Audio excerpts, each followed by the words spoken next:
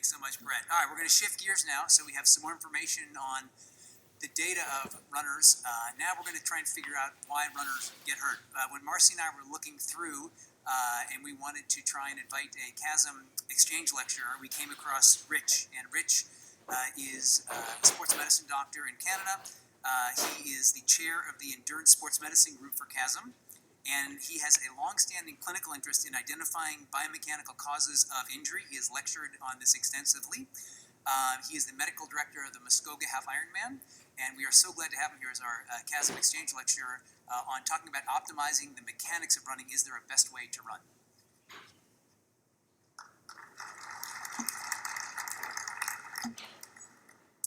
All right, get this set up here.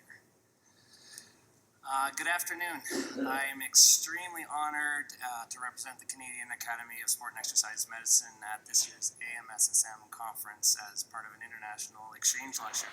And I'd like to thank everyone at AMSSM for inviting me to speak to you on this topic, as it's an area of sports medicine that I am extremely passionate about. So I've got no conflicts to declare. So today we're going to explore this question. Biomechanically, is there a most efficient way to run? What variables can a runner manipulate, and what does an optimal running technique look like in order to minimize effort, efficiently generate energy return, and maximize running economy? I, like many of you, often wondered what this could look like and whether it actually could be even answered. I imagined it could be simple as creating a biomechanical pattern that everyone could just adopt, and unfortunately it's not that simple. It turns out that there is no such thing as one right way of running. Because running is a highly coordinated three-dimensional movement pattern that aims to maintain forward movement efficiently. It not only incorporates linear propulsion, but lateral stabilization and coordinated rotational power transfer through the body. Running economy is a complex, multifactorial concept that represents the sum of various cardiorespiratory, metabolic, neuromuscular, and biomechanical characteristics during submaximal running. So let's look at this interplay. Most of the running economy that an athlete can unlock will come from optimizing neuromuscular, metabolic, cardiorespiratory physiology through training. However, we know that every athlete is different, and so optimizing one variable may be detrimental for another athlete when it comes to running economy. The same is true when we think about the biomechanics of running. Every athlete is anatomically and anthropometrically unique, so an efficient pattern in one athlete may be inefficient in another. Studies have shown that mechanical and structural factors account for 39% of running economy. And this is significant, and why it is so important that we understand and optimize the personalized patterning versus a cookie-cutter approach to improving performance in our runners. To more clearly define it, running economy is defined as the steady-state oxygen consumption, or VO2, at a given submaximal speed. So the overarching goal is to minimize energy expenditure with maximal return of energy back into the ground in order to move the body forward.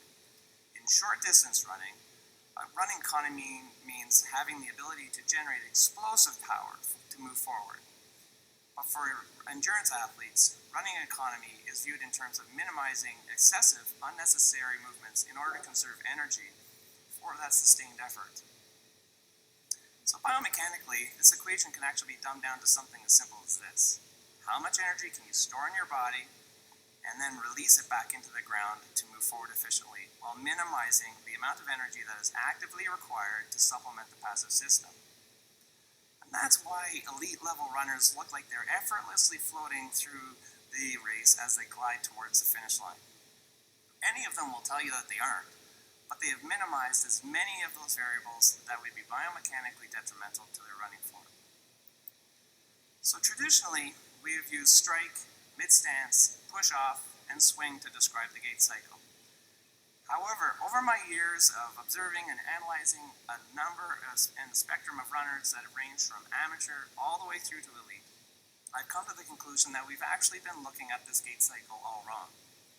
This traditional framework actually encourages a less economical running style. Why? Well, let me tell you. It's because running is a continual movement, and it's the maintenance of forward momentum. It's not a sequential series of individual propulsive efforts as would strike, mid-stance, push off, and swing would imply. So I'm suggesting we think differently about the biomechanics of running by adopting a new, more continuous flowing description of the gait cycle. I'm proposing that we look at and think about the gait cycle using this framework: receive, load, release, glide, and focus. By thinking about how a runner is moving through space, we can better support their athletes by understanding their unique differences and become more efficient runners, which will ultimately result in improved performance within their own physical and physiologic capacities at any given point in time. So let's explore this newly proposed framework step by step. So the first one is receive. A foot should not strike the ground. A striking the ground implies that there's a sudden percussive force and engagement of the foot with the ground, which results in a spiking ground reaction force to suddenly enter the body, which it does to a certain degree based on calculated ground reaction force measurements that are collected in labs.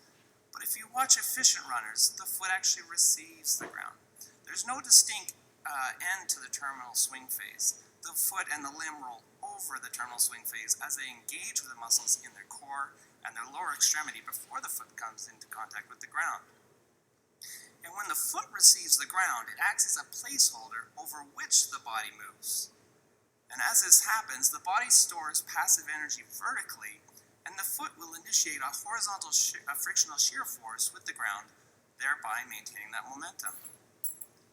So traditionally, rear foot striking has been viewed negatively for the reported braking effect. So everyone's started to adopt this non-rear foot striking pattern. However, recent research would suggest that we would reconsider this position. We know that rear foot strikers demand a greater load management from proximal muscle groups and anterior compartment of the leg, where forefoot strikers demand greater biomechanical load management in the distal and posterior compartments of the leg. So the reality is, whether you're a rear foot striker or not, foot strike pattern is individualized and self-selected, dependent on comfort, mobility, structural and mechanical capacity to manage those loads, as well as their level of fatigue at any given point. So now that we know that heel striking is not entirely true on its own, it also turns out that the advice for athletes to increase their forward lean is also not entirely true on its own. Because with the forward lean, the center of gravity of a runner can get too far forward that they have to stick their foot out to stop themselves from falling forward. And this is what results in the decelerative action. So as you can see, it's not an either-or situation, it's both. The alignment of the lower leg and the forward lean are important as the foot receives the ground. The important factor is that the angle of the shank as it relates to the torso. They need to be aligned in the same direction as the foot receives the ground to provide the greatest amount of economy. If the shank angle equals the torso angle, it means the leg will receive the ground without competing ground reaction forces that will result in the decelerative braking, and horizontal pelvic velocity will be constant. So the main factor is that the foot receives the ground under the body regardless of the foot strike pattern. The muscles are engaged and the leg is moving into extension as it receives the ground. A piece of advice that you can give the runner to cue them to receive the ground is to run quietly. In doing so, they will roll over the top and receive the ground rather than strike it. So now it's time to explore the loading phase, where the runner loads the body's torsional string full of energy. Breaking down the amount of energy required to run can be explained looking at the synergistic task-by-task approach. 80% of the energy used to run is to support the body and move the body forward. Leg swing accounts for 7%, lateral stability accounts for 2%, baseline physiologic processes that can or cannot be accounted for make up the rest. Energy that is required to maintain that forward momentum can either come from passive loading and return, or the energy needs to be actively generated by the body, which takes physiologic resources. The more an athlete can harness the body's ability to store and eventually release that energy, the more economical they will be. So how do we take advantage of this passive system? Well, the key lies in the segmental and whole body stiffness. The stiffness is defined as resistance to the deformation due to an applied force. In the body, the bulk of this capacity is built into the non-contractile tissues of the body, and to a lesser degree, the contractile elements as well. And because of the synergistic structures our bodies are made up of, elastic energy is stored and released through a three-dimensional torsional stretch shortening cycle that contributes a whopping 35% of energy to the total energy used during the run. Studies have demonstrated repeatedly that repeated heavy loading over time will increase the cross-sectional area of and storing capacity of tendons, fascia, and other non-contractile tissues. In particular, fascia has consistently demonstrated that it actually has an enormous capacity to efficiently store and return elastic energy during running by increasing its thickness as it passes through the myofascial planes of the body. These characteristics strongly support that the fascial elements in the anatomical slings complement the tendons in playing a pivotal role in storage and generation of passive forces and the utilization of elastic energy during running. So as you can see, strength training is not just to help develop muscular power. Studies have demonstrated that endurance runners who have superior running economy rely more on elastic energy potential, lower limb stiffness, and greater eccentric strength rather than maximal strength alone. We still need to have muscular engagement and strength to complement the passive energy system, and as such, we need to build up an athlete's muscular capacity. So now that the foot has received the ground and the body has stored all that energy in the tendons and myofascial planes, it's time to release that energy back into the system as efficiently as possible to maintain that forward momentum. So while we explored the passive system as we loaded the energy into the body, we now turn our attention to the muscular system to efficiently return this energy back to the movement in order to maintain that forward momentum. The return of stored elastic energy into the ground isn't going to be 100%. However, the goal would be to use as much of that as possible. This is achieved with the power transfer that happens through the synergistic and sequential activation of the anatomical myofascial slings through the body in a coordinated neuromuscular patterning. If a runner can return a greater amount of stored energy for any given propulsive effort, they will need to generate less power per stride, thereby making each stride more economical. In coupling stiffness with the increased muscular capacity and efficient neuromuscular engagement, the amount of recoil that can be capitalized on through active muscular contractions can reduce the muscle fiber work and metabolic energy expenditure. There are a number of ways to load and strengthen the muscular system. However, it has been demonstrated that compared to isolated machine-based exercises, multi-joint exercises using free weights provide superior neuromuscular stimulus. They require greater levels of coordination, multiplanar control, activation of synergistic muscle groups, and require greater stabilizing force from these closed kinetic chains exercises. Changes can be seen as quickly as 4 weeks after starting training, but the longer the period of training, the greater the difference. With so many different forms of exercises, which type will maximize an athlete's outcomes? It actually turns out that each type of resistance exercise has its own role. Dynamic heavy load training increases the size, the quality, resilience, and cross-sectional area of tendons and fascial elements, which will help store that elastic energy, but it increases the muscular capacity to return this energy back into the ground. Unstable and unilateral strength exercises increase the often neglected lateral support and the medial support, as well as stimulating sport-specific neuromuscular coordination. Explosive and plyometric exercises increase the motor unit recruitment and regenerative firing frequency in order to create a stiffer leg as it receives the ground, and then have a neuromuscular capacity to quickly return that energy back into the system in a coordinated fashion. So a great approach that combines all these would be to do a slow, heavy, eccentric phase in order to overload the elastic storage capacity of tissues, and then generate a faster concentric phase of exercise to stimulate the neuromuscular adaptation.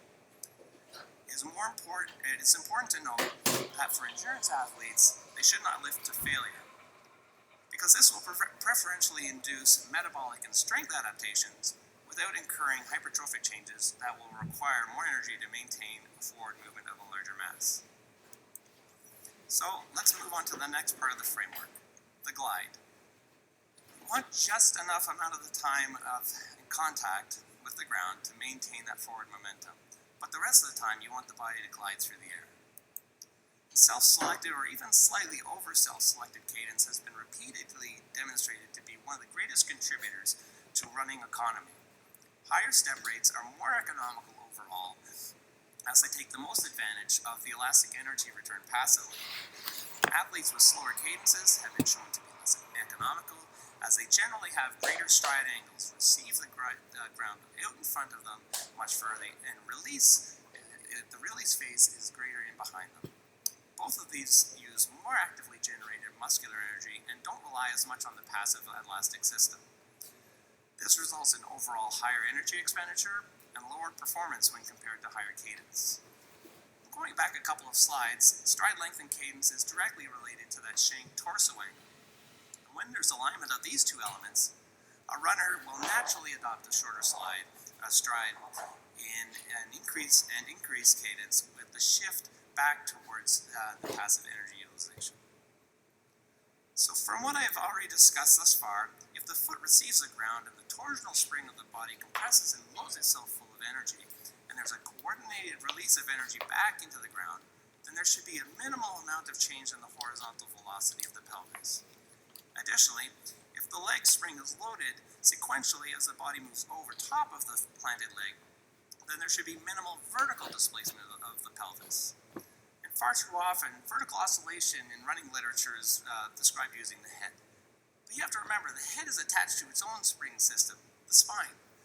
And that can falsely estimate the amount of vertical oscillation that a runner has. And that's why we need to look at the pelvic oscillation and the pelvic parameters. If the combination of these two factors are optimized with minimal change in horizontal pelvic velocity and minimal vertical displacement of the pelvis, then a runner will be in effect gliding through the air as they run. Running as a whole body movement stores and releases energy through the torsional spring system. Arm swing is an important biomechanical factor as well. Swinging the arms during running plays an important role as it contributes to controlling that vertical oscillation of the pelvis, provides countering lateral stability during the release phase of the stance, and enables the anatomical slates to be activated and engaged through the entire gait cycle.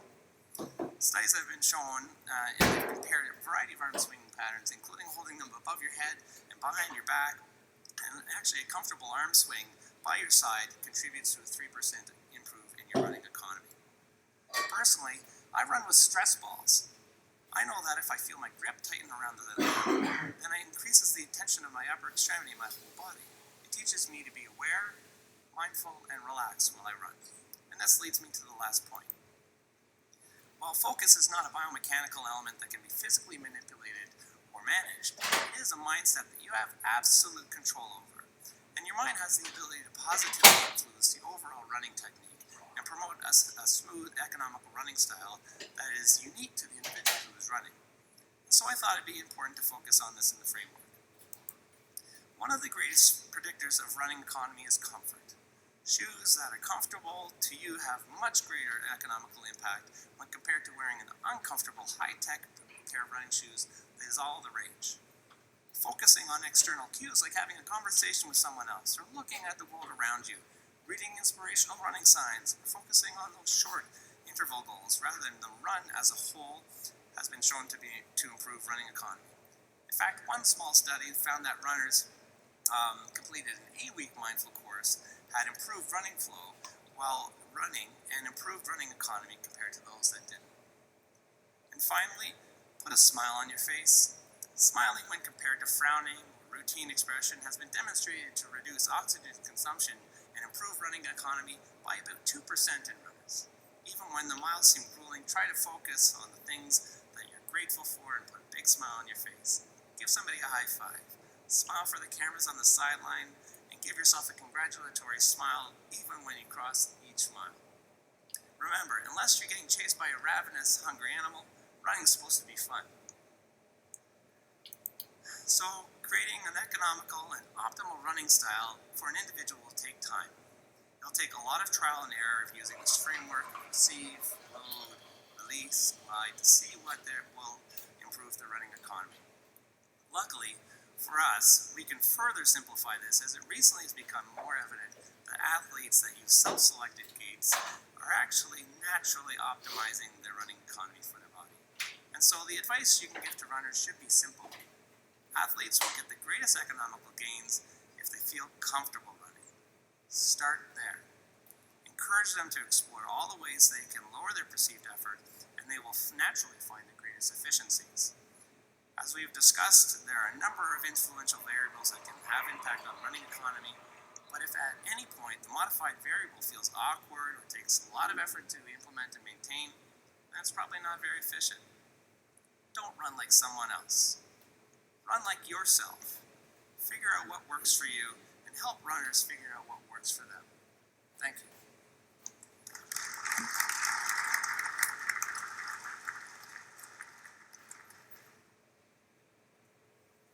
Terrific. Thank you so much. All right, so